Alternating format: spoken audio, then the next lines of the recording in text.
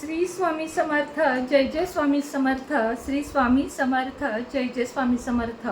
श्री गुरुदेव दत्त. अवधूत चिंतन श्री गुरुदेव दत्त.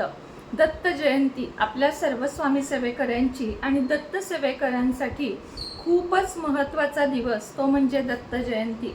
दत्त महाराजांची कृपा किंवा त्यांच्या लीला किंवा दत्त महाराजांचे अनुभव हे अत्यंत विलक्षणीय असतात. ज्या ज्या घरामध्ये दत्त महाराजांची पूजा, सेवा, आराधना केली जाते त्या त्या घरामध्ये करणी, रोग, भीती, भय, बाहेरची बाधा, नजर या कुठल्याही गोष्टी चुकूनही प्रवेश करू शकत नाहीत. अशी दत्त महाराजांची कृपा जर भक्तावर झाली तर त्या भक्ताचे कल्याण झाल्याशिवाय राहत नाही. पण बरीचशी सखोल माहिती दत्त महाराजांच्या सेवेबद्दल बऱ्याच लोकांना माहीत नसते. आपण आज थोडेसे त्यावरही बोलू आणि दत्त जयंतीबद्दल विशेष माहिती किंवा दत्त महाराजांच्या सेवेतील काही विशेष माहिती सुद्धा मी तुम्हाला सांगणार आहे. सगळ्यात एक गोष्ट लक्षात ठेवा की दत्त महाराजांच्या सेवेमध्ये तसं म्हटलं तर खूप नियम अटी आहेत. खूपच म्हणजे दत्त महाराजांच्या वाडीसारख्या ठिकाणी जर तुम्ही जाल तर तुम्हाला समजेल की तिथे किती सोहळे पाळले जाते. सोहळेचा अर्थ शुद्धता पाळली जाते. किती देवाला समर्पित होतात. अगदी तिथे वर्ष 2 वर्षाची मुले सुद्धा स्वच्छ धोतर, जानवे आणि त्या वेशामध्ये तुम्हाला दिसतील. म्हणजे दत्त सेवेचे छोटे छोटे सेवेकरी सुद्धा वाडीमध्ये दिसतात. वाडी, गाणगापूर, त्याचप्रमाणे औदुंबर या ठिकाणी खूप जास्त दत्त महाराजांची सेवा करण्याची प्रथा आहे. म्हणजेच त्या ठिकाणी गुरुचरित्रासारखे पारायण 3 दिवस, 5 दिवस, 7 दिवस थांबून भाविक करतात. आणि बघा, या 3 ठिकाणी मी तुम्हाला सांगितलेल्या खूप विलक्षणीय शांतता आहे. गाणगापूर या ठिकाणी तर तिथे जी आपली नदी आहे गाणगापूरची, तिथे बघा तुम्ही गेलात तर तुम्हाला कुठलीही बाहेरची बाधा असू दे किंवा कुठलाही त्रास असू दे, मी स्वतः हे दृश्य डोळ्यांनी पाहिले आहे म्हणून मी तुम्हाला ते सांगू शकते की तिथला अनुभव काय आहे. जेव्हा आम्ही तिथे गेलो तेव्हा म्हणजे जिथे गुरुचरित्र पारायण होते गाणगापुरात, तिथे गेल्यानंतर एक स्त्री होती बरं का. ती स्त्री अत्यंत जास्त आरडा रडणं, सगळ्यांना त्रास देणं अशी करत होती. आणि असे अनेक तिथं होते, मी एकच तुम्हाला सांगते. आणि ती जवळजवळ एक स्त्री म्हणजे असेल मध्यम एज, ना तरुण ना वयस्कर अशी होती. आणि तिला 10-12 जण आवरत होते, म्हणजे सांभाळत होते, तरीही ती सांभाळली जात नव्हती. एवढी तिला बाहेरची बाधा झाली होती. बघा, ज्यांना या गोष्टी अंधश्रद्धा वाटतात ना त्यांनी बिलकुलही व्हिडिओ पाहू नका. मात्र ज्यांना अनुभव आले आहेत ना तेच फक्त लोक ह्याची म्हणजे ह्याचा त्रास जाणू शकतात. आता मला स्वतःला वैयक्तिक अनुभव आला नाहीये, महाराजांच्या कृपेने आणि दत्त महाराजांच्या कृपेने, की बाहेरची बाधा किंवा कुणी काही केलंय ही गोष्ट माझ्यापर्यंत, माझ्या कुटुंबापर्यंत कधीही धडकत नाही. कारण ज्या घरात महाराजांची, दत्त महाराजांची, स्वामी समर्थ महाराजांची जिथे भक्ती केली जाते ना, तिथे दाराच्या बाहेर सुद्धा शक्ती नाही आहे की आपल्याकडे काही येऊ शकेल.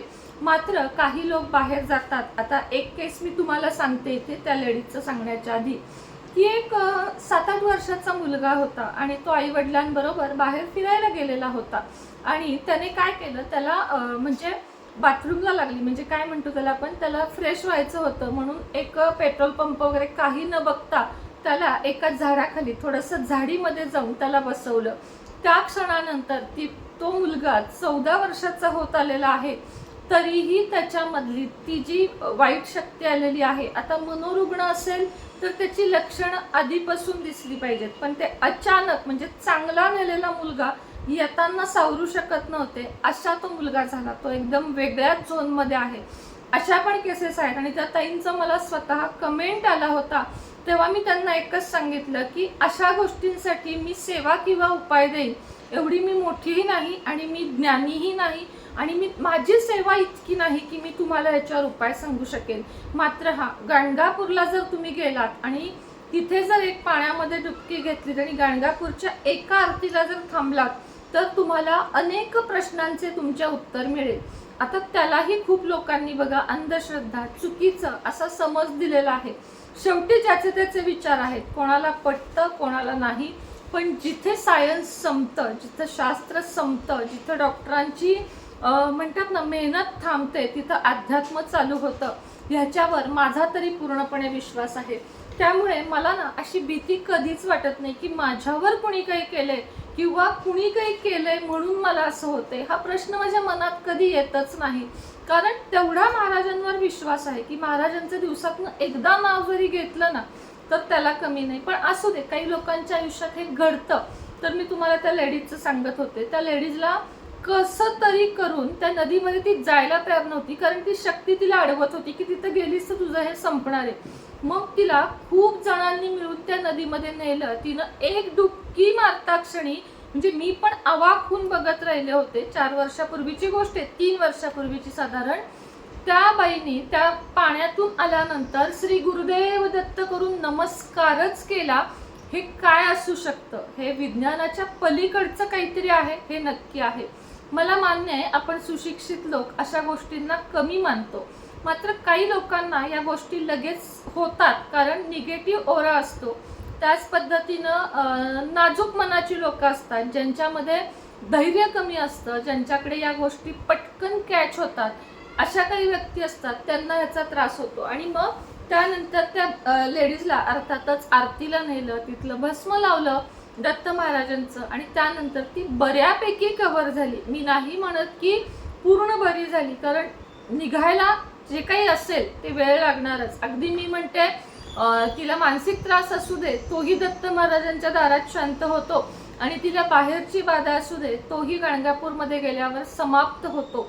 अशी खरंच एक आख्यायिका आहे, आणि ती तुम्ही आजमावून बघा. माझा व्हिडिओ आत्ता जर 1000 जणांनी बघितला आणि त्यातल्या एकाला जरी त्रास असेल तुमच्या कुटुंबामधला, तर हा व्हिडिओ शेअर करा, कारण योग्य माहिती योग्य त्या व्यक्तीपर्यंत पोहोचावी, हाच केवळ उद्देश आहे. आता ज्यांना कडक दत्त महाराजांची भक्ती करायची बरं का, तर दत्त महाराजांची भक्ती बरेच असे वाडीमध्ये लोक आहेत जे ब्रह्मचर्याचं पालन करतात, अर्थात लग्न करत नाहीत. मात्र आपण काय आहोत? आपण प्रापंचिक लोक आहोत. म्हणजे आता माझा नाहीये प्रश्न सध्या तो, पण प्रपंचात राहिलेल्या स्त्रियांना किंवा पुरुषांना हे दोन्ही शक्य नाहीये. मोह माया हे सगळं असतंच. एका माणसाच्या आयुष्यामध्ये मोह असतो, लाभ असतो, इच्छा असतात, भावना असतात. पण मला एकच सांगायचे की दत्त महाराजांचा वार गुरुवार, दत्त महाराजांचा भिक्षेचा काळ 12 ते 12:30, आणि दत्त महाराजांचा हा आत्ता चालू असलेला सप्ताह काळ, दत्त जयंती आणि पौर्णिमा, किमान या दिवशी तरी तुम्ही ब्रह्मचर्याचे पालन करण्याचा प्रयत्न करा. असं नाही, ही जबरदस्ती नाहीये. मला तुम्हाला सेवेतलं थोडंसं एक सांगायचंय, मर्म सांगायचंय की ब्रह्मचर्याचं तुम्ही पालन काटेकोर करा. दुसरी गोष्ट म्हणजे खरोखर सांगते, दत्त भक्तीमध्ये मांसाहार कडकडीतच वर्ज करावा लागतो.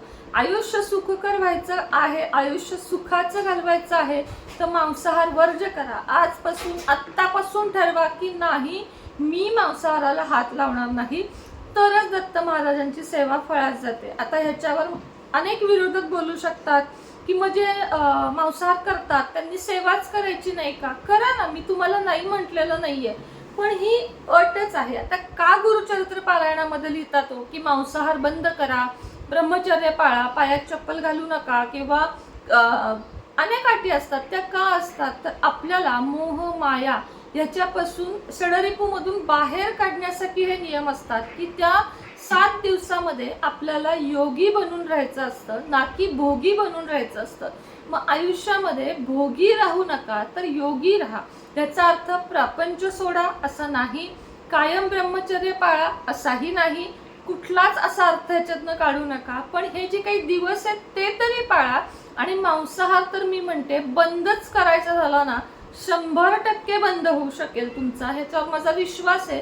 कारण ज्या गोष्टी बघून पण किळस येते त्या खाताना खरंच थोडंसं माना काहीतरी, की आपण दुसऱ्याचा जीव घेऊन आपण ही गोष्ट करत आहोत, बाकी काही नाही.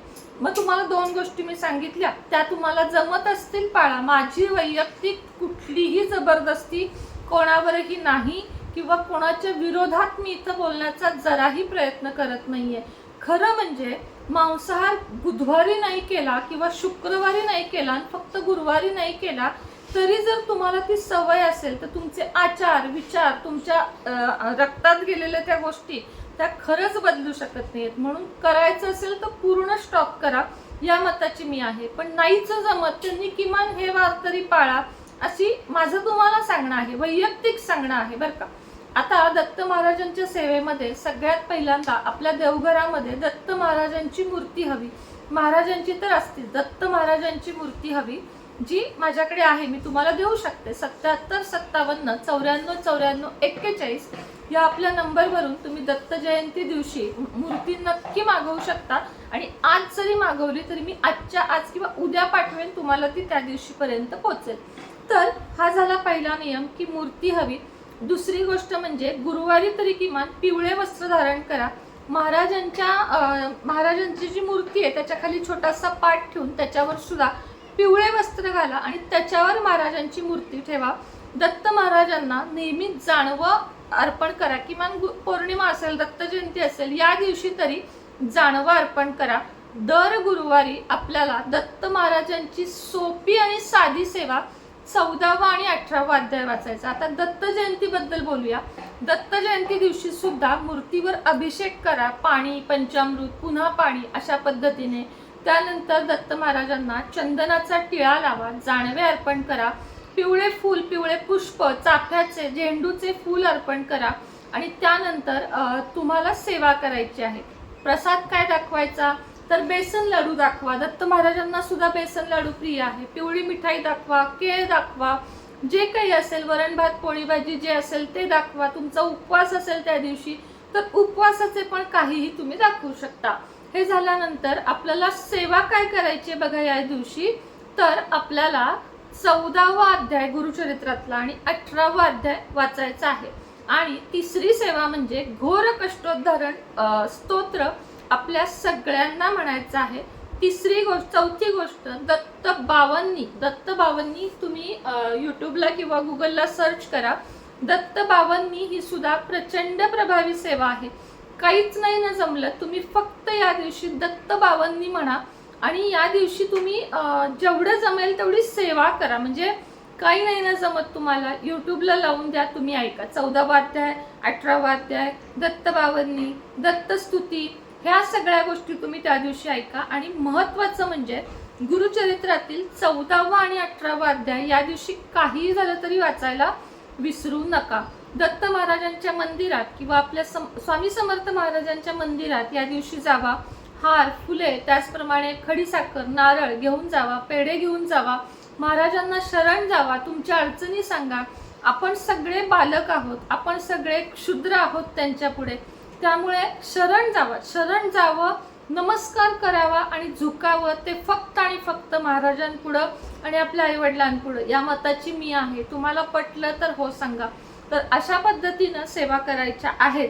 आणि हो, दत्त महाराजांची अतिशय सुंदर अष्टधातूची अभिमंत्रित केलेली मूर्ती आपल्याकडे मिळेल. अगदी आज मागवा किंवा दत्त जयंती दिवशी सुद्धा खूप शुभ दिवस आहे, त्या दिवशी मागवून घेतली तरीही चालेल. तर आणि त्या दिवशी तुम्ही सप्तशती गुरुचरित्र सार हा सुद्धा तुम्ही पठण करू शकता. खूप प्रचंड प्रभावी सेवा आहे. तर आठवणीने करा. श्री स्वामी समर्थ.